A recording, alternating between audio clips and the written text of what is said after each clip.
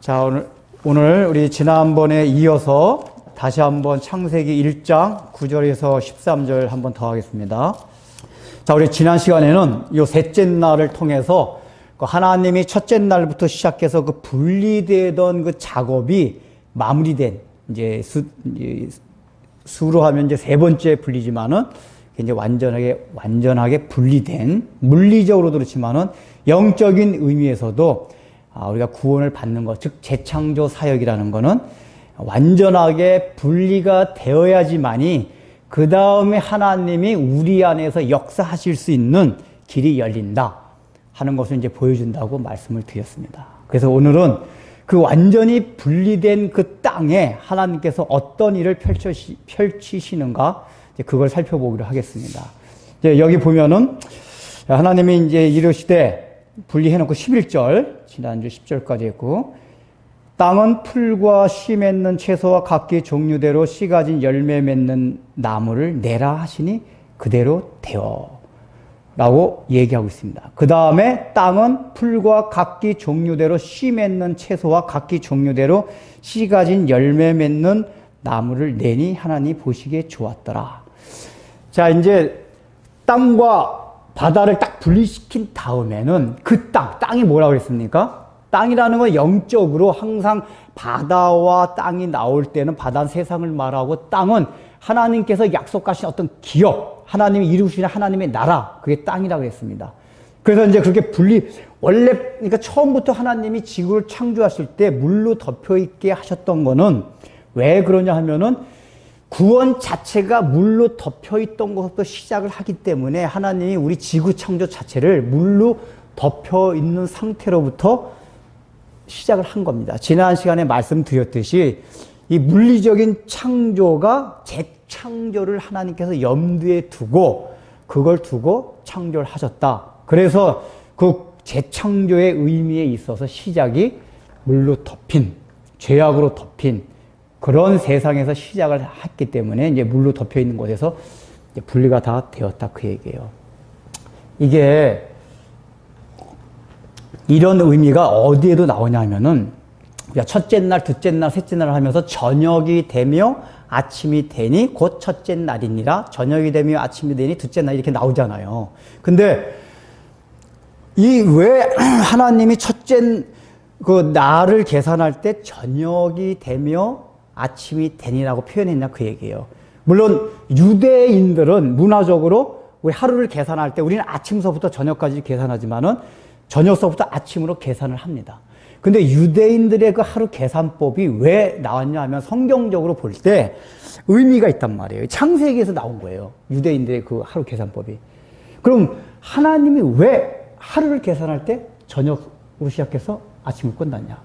사실 잘 생각하면은 그 저녁과 아침이라는 게 오늘날 우리가 생각하는 일몰일출이 아니에요. 왜냐하면 그때까지는 아직까지 태양과 달이 비치지 않았기 때문에 오늘날 우리가 생각하는 지구의 자전에 의해서 생각하는, 돌아가는 어떤 일몰일출에 의한 저녁이나 아침이 아니라, 하나님이 첫째 날이나 둘째 날이나 셋째 날이라고 한 것은 일몰일출을 가리킨 게 아니라 하나님의 활동에 대한 시작과 종료, 그걸 가리키는 의미에서 첫째 날, 둘째 날 구분을 한 거란 말이에요. 일몰일출이 아니라.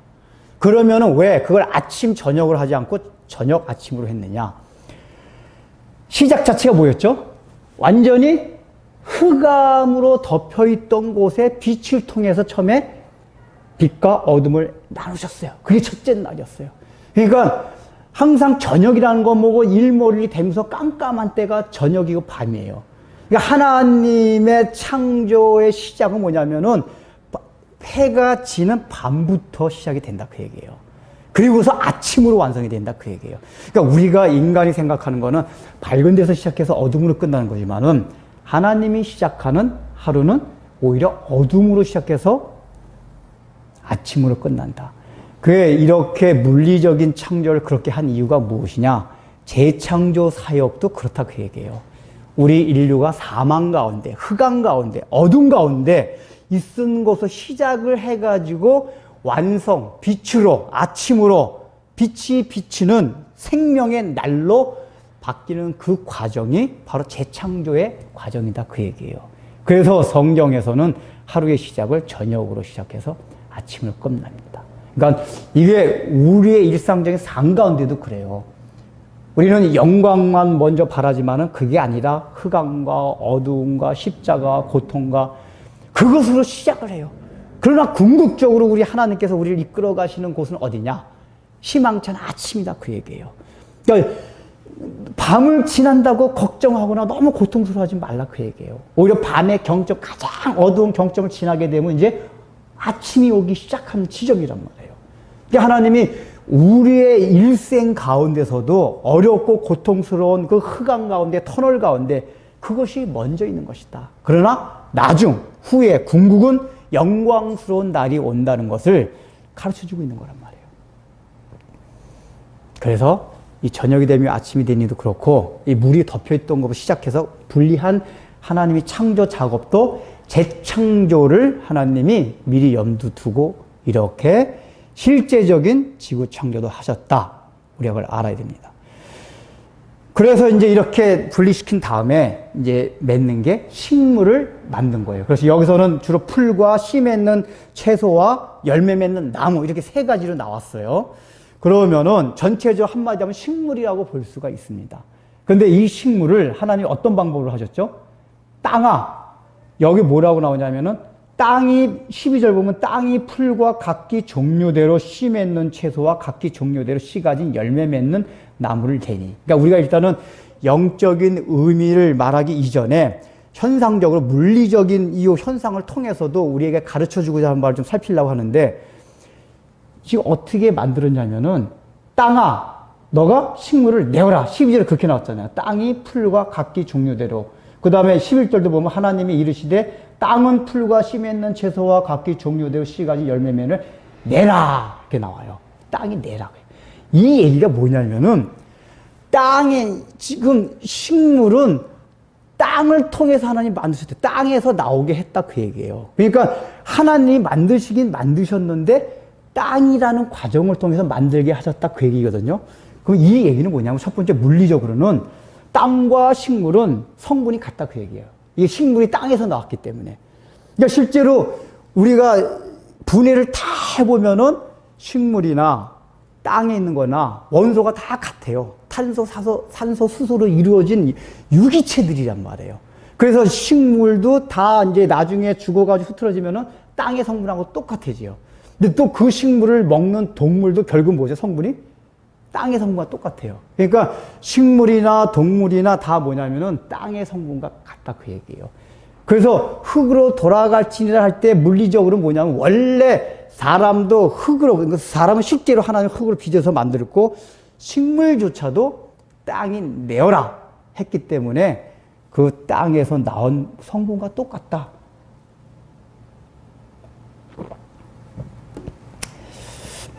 제가 이 어떤 걸 보면 신기하냐면은 소가, 그러니까 초식 동물들이 풀만 먹잖아요.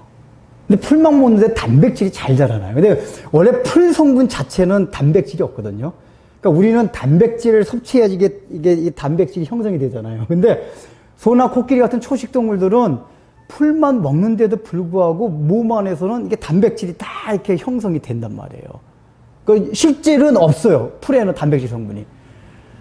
제가 그게 굉장히 신기했는데 이 성경 구절을 보면서 원래 식물들과 땅과 식물과 동물은 성분이 다 같기 때문에 그러니까 우리가 어떤 메커니즘에 의해서 코끼리나 소와 같은 초식 동물들이 풀 먹었을 때 그게 단백질 합성이 되는지 메커니즘은 잘 모르지만 처음부터 땅과 다 그게 성분이 같기 때문에 걔네들한테 들어가서는 그게 되는 거예요. 그러니까 단백질이나 그 별개 아니라 다 똑같은 흙의 성분이기 때문에 그렇다는 얘기란 말이에요. 그러니까 하나님이 만드신 이 창조 섭리가 굉장히 신기해요. 그런 거 보면은. 그러면서 종류대로 또 한 가지 방식은 종류대로 내라 그래요. 종류대로 내라. 그럼 여기는 종류대로 낸다는 얘기는 우리가 이제 물리적인 현상적인 측면으로는 진화론이 아니라는 거. 이 모든 지구의 생물들은 처음부터 각 종류대로 하나님께서 만드셨다 하는 것을 우리가 알 수가 있습니다. 그러면은 이 종류대로란 말이 처음 나왔는데 이 여기서 가질 수 있는 우리가 추적할 수 있는 하나님의 성품이 있어요. 하나님이 굉장히 그러니까 이게 단순하고 이렇게 어떤 한 가지만이 하시는 게 아니라 굉장히 하나님이 다양한 그 측면을 가지고 있다는 얘기예요. 그래서 사람들도 성향이 다 다르잖아요. 그러니까 모든 식물을 종류대로 냈다는 얘기에서 뭐냐면은 그게 하나님의 어떤 속성과 성품, 어떤 속성이 하나님의 그 다양성. 그렇기 때문에 우리 사람들도 굉장히 다양하게 만드셨다. 성품들도 그렇고. 그래서 우리가 다양성에 대해서 존중해 줄 수 있는 마음이 중요하다 그 얘기예요. 이게 나하고 다르다고 해가지고 틀렸다고 하지 말고 아 이건 하나님이 다르게 만드셨구나 하는 그 마음이 필요하다는 얘기예요. 또 한 가지는 뭐냐면은 여기 종류대로라는 게 사실은 이게 식물학적인 유전학적인 관점에서 보면 뭐냐면은 서로 혼합이 안 된다 그 얘기예요. 종류대로라는 게. 그러니까 레위기 같은 데 보면은 늘 뭐냐면 서로 다른 종끼리 교미시키지 말라. 식물도 교배하지 말라. 이런 말씀들이 나오거든요. 그 얘기가 뭐냐면은 종류대로, 그러니까 하나님이 처음에 종류대로 지었다는 얘기는 그 한 종 안에는 하나님이 처음부터 보유하신 고유한 유전자가 있다 그 얘기예요. 그래서 다른 유전자가 섞이게 되면은 뭔가 굉장히 하나님의 창조 질서를 어겼기 때문에 나타날 수 있는 굉장히 부정적인 일들이 발생할 수 있다. 그게. 그러니까 이 얘기 뭐냐면 섞이지 말란 얘기는 결국은 뭐냐면은 분리되게 하는 하나님의 창조 과정이 여기에서도 드러나는 거예요. 종류대로. 그러니까 섞으면 안 된다고 해요. 원래 하나님이 주신 그 자체를 가지고 나가야지 섞게 되면은 굉장히 혼란이 일어난다. 그래서 제가 볼 때는 유전공학이 발달해가지고 잠깐만 막 이것저것 교배시키잖아요. 이제 식물들도. 뭐 큰 토마토 만들기 위해서 뭐 이것저것 막 해가지고 호박하고 뭐 수박하고 막 교배하고. 근데 이게 이제 아직까지 과학적으로 밝혀지지 않았는데 제가 보기에 이게 하나님이 원래 만드신 종류대로 만드신 그 창조의 섭리에 어기는 거거든요. 인간의 어떤 과학을 가지고. 그러면 반드시 거기에 어떤 부작용이 나타난다고요. 그러니까 이게 과학적으로 아직까지 밝혀지지는 않았지만 과학자들도 추정하는 건 뭐냐. 오늘날의 사람들 사이에 이상하게 뭐 잘 이렇게 알려지지 않은 병들이 자꾸만 나타나요. 제가 볼 땐 그런 것이 그런 유전적인 거 막 섞어놓고 막 합치고 이러는 것들을 우리가 먹고 하는 가운데서 우리도 알 수 없는 어떤 메커니즘에 의해서 굉장히 인류에게 우리가 알 수 없는 질병들이 많아지는 것 같아요. 앞으로 더 많아질 것 같아요. 그러니까 이게 유전공학의 발달이라는 게 굉장히 인류의 편의를 위해서는 좋은 것 같지만은 제가 볼 땐 굉장히 부작용도 많을 것이다. 그 종류대로 만든 하나님의 섭리를 거역하는 거기 때문에 그러고 봅니다. 영적으로도 마찬가지고 영적으로도 하나님이 처음에 우리에게 주신 유전자 그리스도의 그 유전자 가지고 살아야지 뭔가 더 좋을 것 같아가지고 자꾸 한번 섞다 보면은 굉장히 영적으로 우리가 어려움과 큰 부작용을 당할 수 있다. 이걸 생각하라 그 얘기예요. 그리고 다양성을 존중해주고. 그러니까 우리 장로님은 그래서 권사님의 존중하다 보니까 이게 잘 그러니까 아름다워지잖아요. 보기에 좋아지잖아요. 다양성을 인정하지 않게 되면은 그게 굉장히 힘듭니다. 그래서 우리가 그런 면을 살펴봐야 됩니다. 그런데 거기서 그러면서 내라고 하는 게 뭐냐면은 내니 종류대라면서도 여기에 11절에 보면은 씨가지 씨 열매 맺는 뇌물을 내라 하시니 그렇게 나왔어요. 내라. 이게 이제 내라가 능동형이면서도 미완료형입니다. 내라가 여기서. 그러면은 하나님이 처음에 이제 창조를 하셨기 때문에 처음에 식물들 다 만들어냈잖아요. 근데 종류도 내라면 처음부터 분명히 그 종들이 다 있을 것 같은데 능동형이라는 건 뭐냐면은 여기서 뭐냐면 땅이 힘써서 내라 그 얘기거든요. 땅은 사실은 인격체가 아니에요. 그럼에도 불구하고 내라는 그러니까 너가 땅이 힘을 써야지만 낼 수 있다 그 얘기과 동시에 미완료형이라는 건 뭐냐면 앞으로 계속 해가서 너는 땅을 그걸 내댄다 그 얘기예요. 식물을 내댄다. 내댄다. 이걸 보면은 물리적인 현상으로는 하나님이 처음부터 오늘날에 우리가 셀 수도 없는 식물도 있고 동물도 종이 있잖아요. 근데 처음부터 오늘과 똑같은 종을 혹시 다 안 만드시고 어느 정도의 종을 만드시고 나서 계속해서 새로운 종이, 그러니까 교배에서 되는 게 아니라 새로운 종이 땅에서 나오지 않았나 하는 추론이 가능해요. 그러니까 오늘날에 우리가 말할 수 있는 막 수백만 가지의 식물, 동물, 뭐 미생물까지 엄청나게 많지만은 그런 종류가 처음부터 땅에서 낸 게 아니라 처음에 예를 들면 한 뭐 8,000종 이렇게 있다가 지구의 역사를 거치면서 이게 저기 되지 않았나. 어쨌든 하나님의 명령을 하셨으면 물리적으로 그대로 적용이 되는 거기 때문에 이런 생각이 듭니다. 그런데 중요한 거는 여기에 이제 영적 의미를 살펴볼 텐데 영적 의미에 중요한 아주 뜻이 있습니다.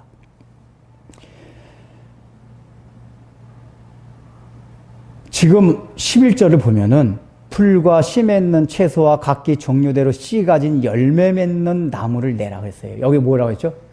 씨 가진 채소와 씨를 가진 열매 맺는 나무라고 했어요. 근데 이 씨가 구약 성경에서 이게 제라인데 뭐냐면 창세기 3장 15절 여자의 후손이 오자 후손이 제라예요. 똑같아요. 씨예요, 씨. 그리고 이 정액, 이거 레위 같은 데 보면 정액을 발설하지 말라 할 때 정액도 제라예요. 이 씨야 똑같아요. 성경이 똑같은 단어를 쓰고 있어요. 영어로는 그 단어가 다르잖아요. 근데 성경에서는 똑같은 단어를 써요. 그러니까 하나님이 지금 의도적으로 모세로 하여금 이 똑같은 단어를 쓰게 한 건 뭐냐면은 지금 요 셋째 날에 있는 있었던 일을 통해서 영적으로 가르쳐 주시 재창조 사역 가운데 중요한 어떤 사역이 있기 때문에 이걸 가르쳐 줬단 말이에요. 그러니까 씨 가진 열매라는 건 뭐냐? 씨라는 건 뭐죠? 후손. 예수 그리스도를 궁극적으로 가리킨단 말이에요. 그러니까 땅은 궁극적으로 뭘 내야 되냐 하면은 씨 가진 열매. 그러니까 예수 그리스도를 통해서 오시게 될, 그러니까 예수 그리스도를 통해 가지고 맺을 수많은 나무들, 이걸 내야 되는 게 땅의 의무다 그래요. 그래서 능동령이 들어간 거란 말이에요. 땅은 너희가 내라. 씨 가진. 그래서 여기 굳이 씨 맺는이라고 이렇게 표현한 거는 씨를 통해서 이게 확장해 나가거든요. 그러니까 식물의 특징이 뭐냐 하면은 씨를 통해서 확장해 나가요. 그러니까 이게 예수 그리스도, 그러니까 여자의 후손으로 오는 예수 그리스도를 통해서 이 땅에 식물 열매가 가득하게 되는 그 하나님의 나라의 진리를 보여주기 위해서 지금 씨를 여자의 후손이야 정액과 똑같은 단어 쓰고 있다 그 얘기예요. 그러면은 우리가 생각할 게 그 얘기입니다. 여기서 보면은 열매 씨 가진 나중에 뭐냐면은 처음엔 풀, 씨 가진 채소, 그 다음에 씨 맺는 나무를 내니 그랬어요. 근데 풀에는 씨가 안 들어가요. 여기 씨가 안 나왔어요. 풀은 그냥 풀만 나오고 그 다음서부터가 나와요. 근데 이거를 구분하면은 풀과 씨 맺는 채소와 각기 종류의 씨 가진 열매의 특징이 뭐냐? 풀은 나중에 보면은 동물들이 먹는 거예요. 동물들. 풀은. 그리고 씨 맺는 채소와 씨가 가진 열매는 사람이 먹는 거예요. 사람이. 그러니까 풀은 실제적으로도 씨에 의해서, 그러니까 물리적으로도 씨를 통해 가지고 번성해 나가는 게 아니에요. 풀은 뭐냐면 줄기와 뿌리를 통해서 번성해 나가는 거거든요. 실제 이제 식물학적으로도. 근데 나머지 요 채소 나무들은 씨를 통해서 하는 거란 말이에요. 물리적으로 그래요. 근데 하나님이 이걸 통해서 가르쳐 주는 게 뭐냐면 동물들은 상관이 없는데 이걸 먹는 이게 사람과 관계가 돼 있다. 그게 사람과 관계돼 있다. 그래서 씨 가진 열매를 땅이 내야 되는데 땅이 뭐라고 했죠? 하나님의 나라를 유업으로 이어받는 우리들이 사실 다 땅이에요. 그런데 바로 땅이 된 우리들이 예수 그리스도, 여자의 후손으로 오신 예수 그리스도를 통해 가지고 많은 열매 맺는 나무를 내야 된다. 내라는 게 능동적, 내야. 그 미완료형이라는 건 뭐냐? 계속해서 예수님이 재림하실 때까지 계속해서 열매를 맺어야 된다. 그 얘기예요. 근데 중요한 건 뭐죠? 씨가 없으면은 열매를 못 맺어요. 그러니까 예수 그리스도 없으면은 그 열매가 없다 그 얘기예요. 그러나 씨만 가지면 반드시 열매를 맺게 돼 있다. 그런데 너희가 열매를 맺지 못하면은 어떻게 된 일이냐? 라고 책망하는 것과 똑같단 말이에요. 그 예수님이 이제 고난주간에 예루살렘에 입성하셔가지고 첫날 있었던 게 성전 척결 운동과 함께 무슨 일이 있었죠? 무화과 나무를 저주하는 사건이 있었어요. 그러니까 제자들 보고 내가 배고프니 이제 무화과 나무에 가보라. 그러니까 무화과 나무에 가보니까 어땠죠? 열매가 없었어요. 그래서 예수님이 저주를 합니다. 아니 예수님도 무화과 나무 인격체도 아니고 열매를 안 맺었다고 저주를 하면 어떻게 해요? 그 예수님이 가르쳐 주자는 게 있었어요. 그게 결국은 뭐냐면 이스라엘 백성들, 아무 열매가 없는 이스라엘 백성들을 그게 상징하고 비유하는 거였거든요. 그러니까 하나님의 백성으로서 열매를 맺어야 되는데 그 맺지 못하는 거에 대한 심판을 예수님이 말씀해 주신 거란 말이에요. 그러니까 여기서도 뭐냐면은 보시기에 좋았다라니까 와 땅이 그 씨를 맺는 열매를 많이 내는 게 보시기 좋다. 그러니까 하나님이 그 재창조 사역이 실제로 물리적으로 그랬지만 창조 사역에서 그랬지만은 재창조 사역에 있어서도 땅이 분리되어서 세상과 분리된 우리 그리스도인들이 하나님의 기업을 받은 우리들이 그 예수 그리스도를 통해 가지고 많은 열매를 맺을 때 복이 좋았더라. 토부 그게 된단 말이에요. 근데 그게 아니면은 복이 안 좋았다. 선이 아니다 그 얘기예요. 그래서 그게 저주가 되고 징계가 된다 그 얘기란 말이에요. 그러니까 낸다고 할 때 능동적인 건 뭐냐면 너희가 스스로 힘을 쓰라 그 얘기예요. 그러니까 여기서 땅이 어떻게 힘을 써요? 땅이 힘을 쓰는 게 아니잖아요. 근데 지금 성경이 표현하는 거는 나무를 내라 하는 거는 능동형이면서도 미완료형이란 말이에요.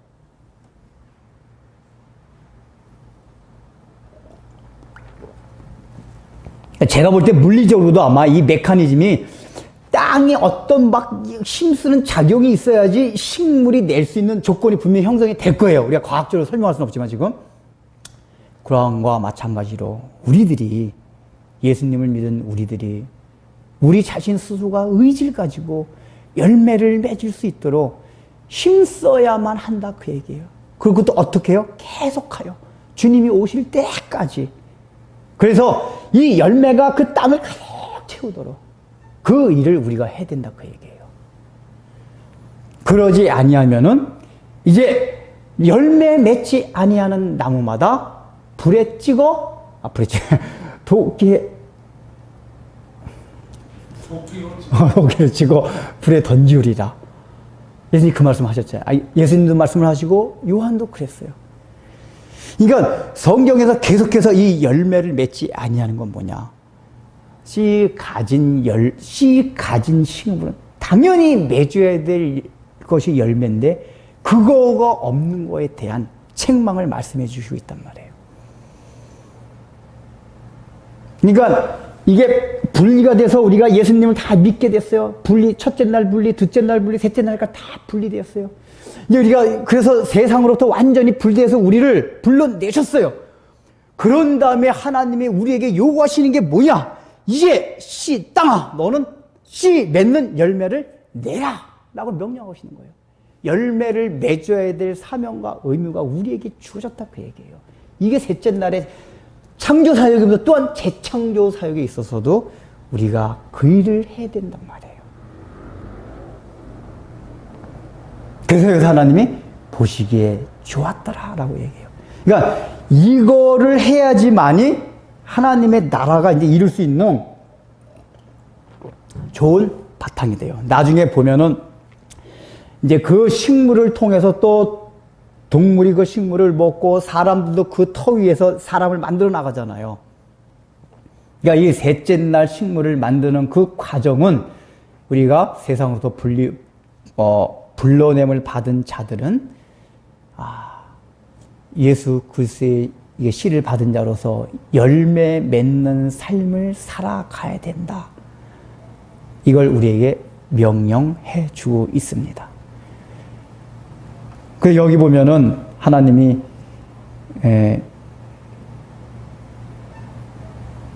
보시기에 좋았더라 12절에도 있지만은 10절에도 보시기에 좋았더라가 있어요. 이게 지난주에는 하지 않았는데 10절 보세요. 10절. 10절 마지막에 보면 하나님이 보시기에 좋았더라. 12절에도 하나님이 보시기에 좋았더라. 그게 나오죠.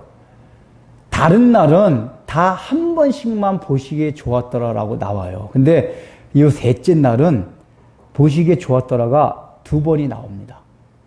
근데 여러분들 둘째 날 보세요. 둘째 날 보시기에 좋았더라가 없습니다. 둘째 날은 보시기에 좋았더라라는 하나님의 말씀이 없어요. 없죠? 둘째 날 보세요. 둘째 날 6절서부터 8절까지. 그냥 아침이 되니 이는 저녁이 되고 아침이 되니 이는 둘째 날이니라. 8절 그렇게 끝나요. 보시기에 좋았더라고 없어요. 그 하나님이 어떤 사람들은 이때 뭐 이날 사탄 천사가 타락해가 사탄 됐다 뭐 이렇게 해석하는 사람들도 있어요. 왜 그랬을까요? 그리고 셋째 날 그 보시기에 좋았다를 2번 하세요. 그러니까 보시기에 좋았다라는 거는 하나님이 그 토부라 그랬잖아요. 토부. 하나님의 선. 흡족하다. 하나님 완성이 되었다. 그 얘기란 말이에요. 그런데 이게 중요한 게 그거예요. 실제로 완성은 6일을 다 해야지 완성이 돼요. 근데 하나님이 그 완성 6일, 원래 6일 동안 창조를 해야지 실제 다 완성인데 하나님이 첫째 날, 둘째 날 나눠가지고 그때마다 좋았더라라고 말씀을 하신단 말이에요. 이게 뭐라고 그랬죠? 재창조, 즉 구원에 있어서도 하나님이 한꺼번에 우리를 구원의 완성의 지경까지 딱 이루고서 그걸 선이라고 하는 게 아니다. 중간중간 부분마다 아직까지 미완이긴 하지만은 미완의 그 상태에서도 하나님이 완전하게 생각하시고 흡족하게 생각하시고 좋았더라라고 우리의 구원의 과정을 그렇게 인도하시고 섭리하신다 그 얘기예요. 그러니까 처음에 예수 믿고 나서 처음부터 하나님이 원하시는 그 마지막 단계까지 간 게 아니다 그 얘기예요. 그게 첫째 날, 둘째 날, 셋째 날 나눠가지고 보시기 좋았더라 한다 그 얘기예요. 그런데 그렇다면은 둘째 날도 그렇게 하셔야 되는데 왜 안 했냐? 둘째 날의 이 사역이 셋째 날의 사역과 연속선상에 있는 사역이다 그 얘기예요. 왜냐하면은 둘째 날이 뭐죠? 물을 궁창 위의 물과 궁창 아래 물을 나눴어요. 그 셋째 날은 뭐죠? 식물을 만들기 전에 이제 궁창 아래 물을 바다와 밑으로 분리를 시켰단 말이에요. 그러니까 똑같이 물을 다 분리하는 작업이에요. 둘째 날이나 셋째 날이나. 그러면 우리가 어떤 의미 생길 수 있냐? 그러면 목사님, 어차피 이게 첫째 날, 둘째 날이라는 개념이 일출일몰 개념이 아니고 하나님이 어떤 일의 시작과 종료를 나타내는 의미라면은 그냥 둘째 날을 아예 궁창 아래 물과 궁창 위의 물로 나누고 그 다음에 궁창 아래에 있는 물들도 한쪽으로만 물이 모이게 해가지고 뭇과 바다로 나뉘게 하신 걸 둘째 날이라고 하시고 보시기에 좋았다라 하고 셋째 날 거기다가 식물을 만드는 걸로 하면 되지 않느냐라는 의문이 저는 그렇게 생각했어요. 생길 수도 있단 말이에요. 그렇게 생각 안 드세요? 그러니까 그런 식으로 한다면은 둘째 날 구분 자체를 그렇게 하시면 되지 않냐. 제가 가만히 생각해 봤어요. 왜 그렇게 하셨을까? 여기서 굉장히 영적으로 굉장히 중요한 의미가 있는 것 같아요.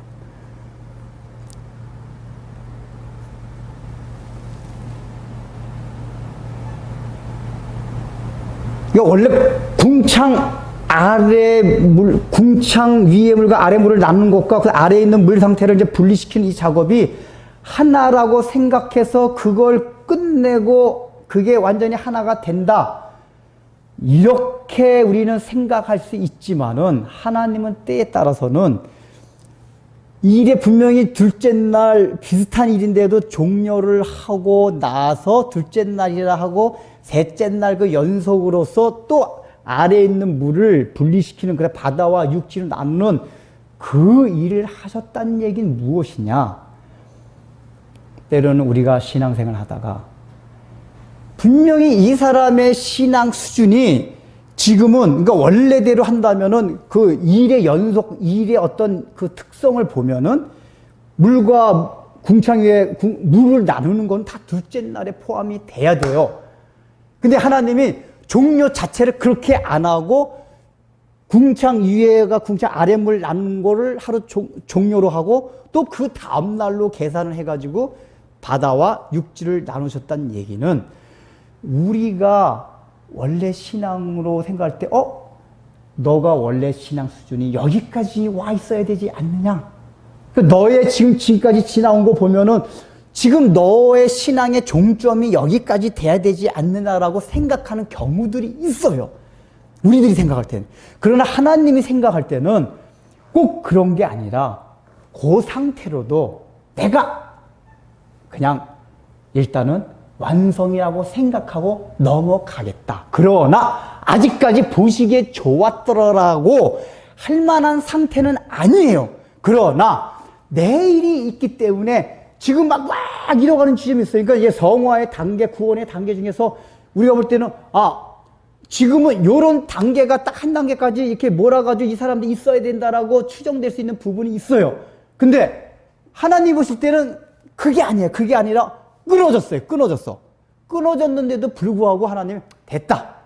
너 여기까지 끊어졌지만 내가 이거를 오늘 둘째 날로 생각하고 또 내일 다시 셋째 날로 해가지고 분리 작업을 더 하겠다. 라고 지금 말씀을 하시는 거란 말이에요. 그러니까 이 얘기는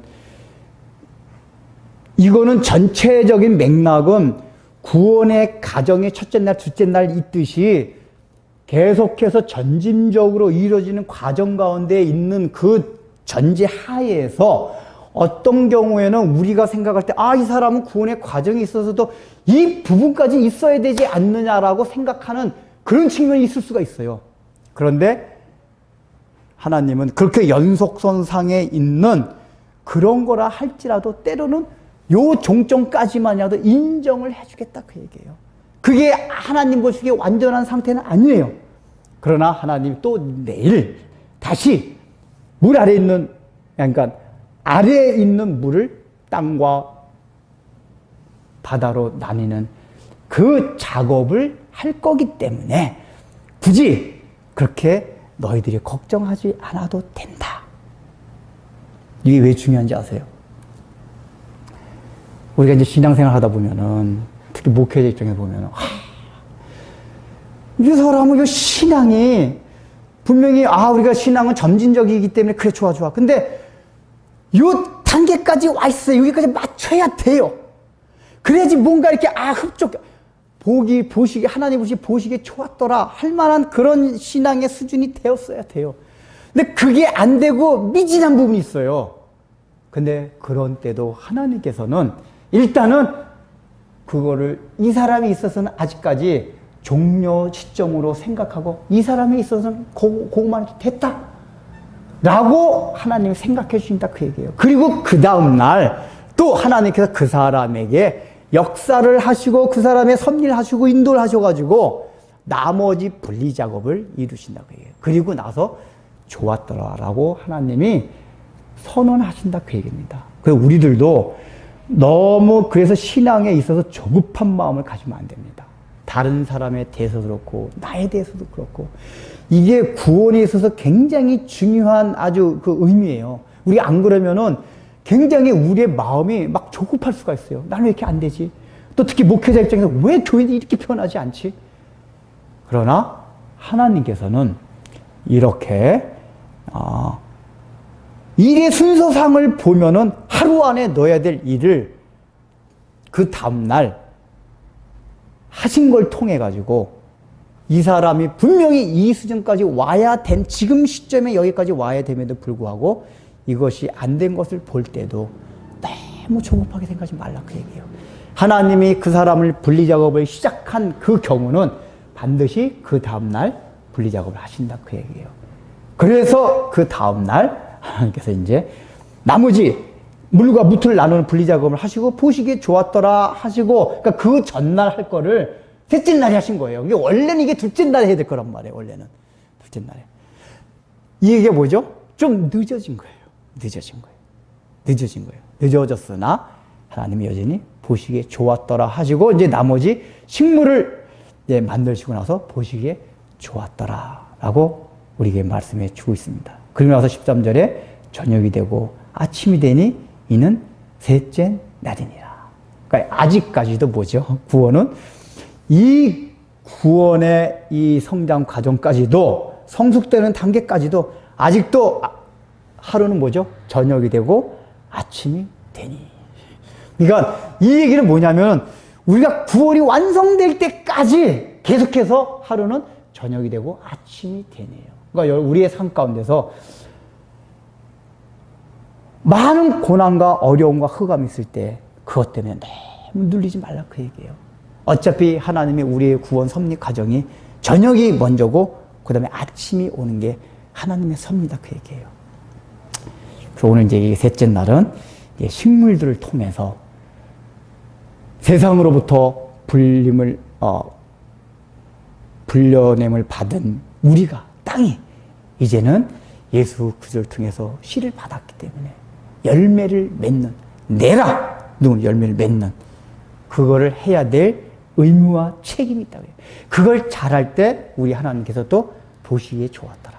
그러니까 하나님, 우리가 처음 예수 믿을 때도 보시기에 좋았더라. 그래서 예수 믿고 난 다음에 조금 더 세상과 분리되는 그거 보고도 하나님 보시기에 좋았더라. 계속해서 하나님 한꺼번에 보시기 좋았더라가 아니라 보시기에 좋았더라, 좋았더라. 그래서 조금 더 성숙되면 이제는 너희가 뭔가 열매를 맺는, 이게 뭐죠? 하나님의 나라, 하나님이 그 주신 땅에 많은 실과가 열리는 그 일을 해야 된다 그 얘기예요. 그 일을. 그걸 해야지만 또 하나님이 보시기에 좋았더라. 또 하나님 선이 이루어진다 그 얘기예요. 그 일을 위해서 우리가 그렇지 않을 때는 참으로 열매가 없는 나무에 대해서는 하나님께서 심판을 하신다는 이 사실을 생각하며, 그러니까 저도 참 의아한 게, 무화과 나무 저주를 한 거 보면은 마땅히 있어야, 열매가 있어야 될 나무인데 없는 것 때문에 저주를 하신 거거든요. 그러니까 이 얘기는 뭐냐면은 분명히 예수님을 믿고 그 예수님을 믿은 걸 통해서 열매를 맺을 수 있는 씨를 받은 사람에도 불구하고 열매를 결과적으로 보면 못 맺는 그런 경우가 분명히 있다는 걸 예수님이 말씀해 주시는 거예요. 그 무화과나무 저주했다는 얘기는. 그래서 제가 볼 때는 여기 나무를 내니 그리고 여기 그 열매 맺는, 이것도 뭐냐면은 만들다, 창조하다, 아사. 그러니까 바라라는 그 무에서 유의 창조가 아니라 어떤 원동력이 있어가지고 그 다음에 만들어내가는 이 단어거든요. 열매 맺는 할 때. 그러니까 이 얘기 뭐냐, 우리가 예수를 믿는 걸 통해서 그 믿음의 원동력을 통해 가지고 우리의 삶에 열매 맺는 그 일을 능동적으로 열심히 하지 않으면은 열매를 맺을 수가 없다라고 지금 오늘 본문이 보여주고 있습니다. 그러니까 이게 항상 칼빈주의 알미니안주의의 늘 갈등이고 경계인데, 우리가 자칫 잘못하면 칼빈주의 그 고등 칼빈주의 익숙해지면은 우리가 하나님 앞에서 해야 될 그 의무와 책임을 열심히 안 할 수가 있어요. 그러나 성경은 늘 두 가지 늘 같이 말씀해 줍니다. 능동적으로 우리가 내기 위해서 또 힘을 써야 돼요. 그러지 않을 때 도끼가 누유져 가지고 우리가 불에 던질 수 있다는 그런 우리가 경각심을 가져야 할 것입니다. 기도하겠습니다. 하나님 아버지, 오늘 셋째 날을 통해서 주님께서 우리에게 또한 재창조 사역을 어떻게 해나간지에 대해서 살펴보았습니다. 참으로 주님께서 하나님의 땅을 기업으로 주신 우리들에게 이제 요구하시는 것은 예수 그리스도를 통해서 씨를 받았으니 너희들이 이제 열매를 맺으라는 그 명령을 받았습니다.